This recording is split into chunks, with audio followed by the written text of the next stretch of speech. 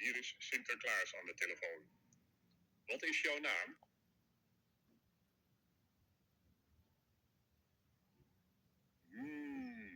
Ik zal eens kijken in het grote boek van Sinterklaas.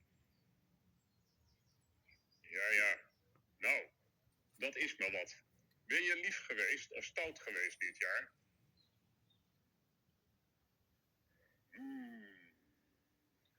Nou. Wat zou jij willen hebben van Sinterklaas dit jaar?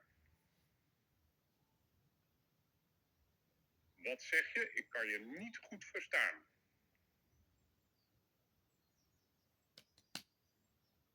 Oh, ja. Nou, ik heb het begrepen hoor. We zullen eens kijken of dat kan.